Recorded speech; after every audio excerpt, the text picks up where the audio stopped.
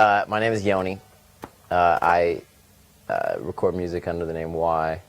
I sing and rap and dance and do all that. I'm the hammer for 2003. We're in my house, Berkeley, California, North Berkeley. Fascinating place to be, liberal capital of the world. I've been out here, I moved out here in 2001, so I've been out here for 2.5 years or something like that. Living, recording, almost dying, you know, all these things. With my friends out here in Anticon. So we sometimes work together making music, sometimes we just listen to each other's music and say, hey, that's great, or that sucks. Yeah, I do a lot of different things, I guess. At this point, I think the main thing that I'll be doing is stuff as Y with the 3 other guys that are in the band with me and stuff like that. They'll be recording with me, I think, in the future. And I guess Y started as just my solo stuff. Like, I started recording when I was, 18 and fresh out of high school and whatnot, and it was just really weird stuff at first. And I think the newer stuff has become a little more listenable. At first it was like noise, and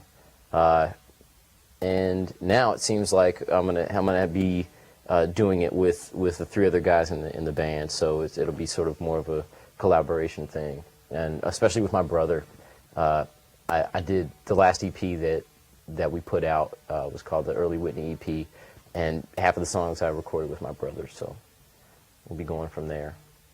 I would say the Y stuff is electro, funk, folk, hop for the 21st century that you can dance to, and you can dance or die to, either one. And I wouldn't know what else to call it. It's good for roller skating too. Yeah.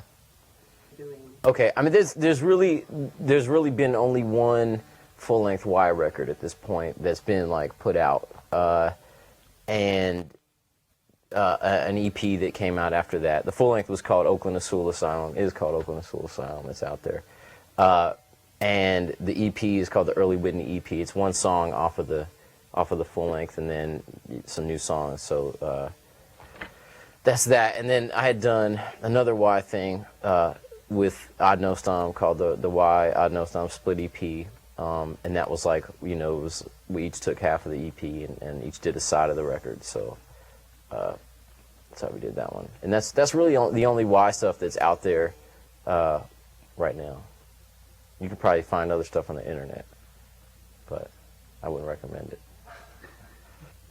It makes me so mellow, and everyone's on the same vibe as me, that I can't even record, because it's just like there's nothing to record against. You know what I mean? I'm just like, you walk outside, everyone's like, hey, man.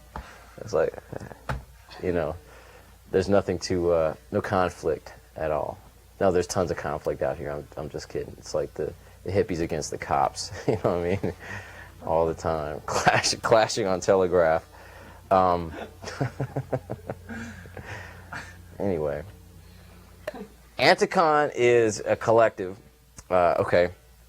It's a limited liability corporation with 8 members. Okay, so in one sense it's a record label, but in another sense it's just a collection of artists who sort of listen to each other's stuff and give each other feedback. And at the helm you'd have Bailey Parker doing all the business stuff, and then you got the 7 artists surrounding the Knights of the Round Table,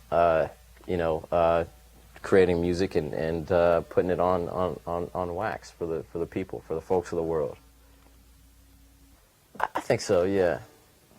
Those guys, yeah, a lot of, at least Tim or something like that. I think Soul is very grounded in hip-hop. Even he listens to tons of stuff now, but I think that his whole upbringing was like, I'm going to do hip-hop, I'm going to do hip-hop. Like with me, it was way less conscious of what I was doing and more just like, I'm going to just do something, I want to start recording, and so I would just start recording, and it wasn't really sort of goal-based or you know, sonically I wasn't going for any certain thing. It was like I was just kind of playing around, and I think I still do that.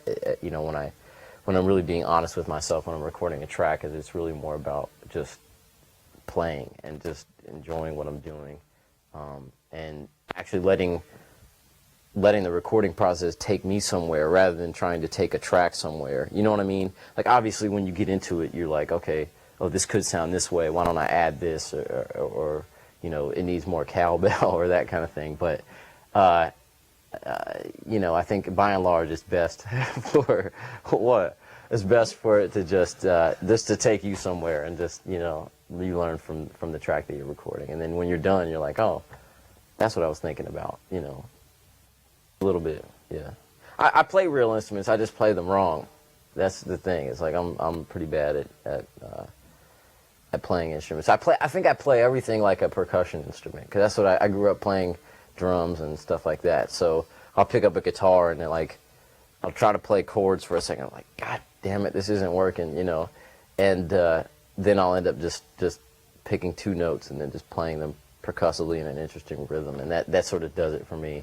But I do have, you know, friends that do play instruments quite well, and that helps out a lot. The three other guys that are in the band are incredible at playing instruments, so that works out.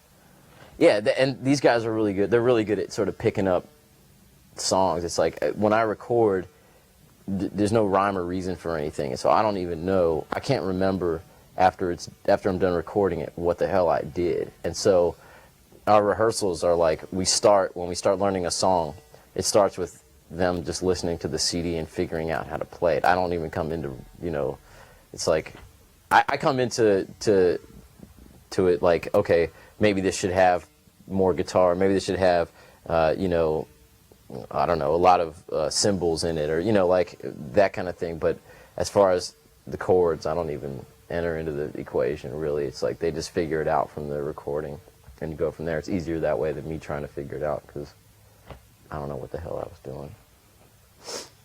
Yeah, well, the Darla song, Darla is just something that, it's a real sort of fun song. It's dark, but it's fun too. It's like I was on the computer late one night at my parents' house on the internet, and then I fell asleep, and like when I woke up, I was taking a shower, and I just started singing that in my head. I had been on the internet and looking at this site called veganoutreach.com. It's like a why should I be vegan site, right? And they're talking about the egg hens, you know, and how terrible it is, how the factory farms treat them and whatnot. And then I just was in the shower, and I just started singing it in my head, like, Darla, da da da da da to my kitchen, because my mom and sister were eating eggs, and they were cooking eggs in the kitchen and talking, you know, like weren't even thinking about what they were doing. And, you know, I'd just been like looking at photographs of these eggs, like, I mean, these hens like chained to the, you know, cages, and I just started singing that in the shower. And then 2 years later, like, or, you know, a couple months later, my brother came over and we were messing around on the piano, and I was like, I have this melody I wrote in the shower. And so we kind of figured it out together, what the chords would be. And then 2 years later, we were like, we should record that Darla song. You remember that? Like, yeah, I remember that. And, you know, we relearned it and recorded it.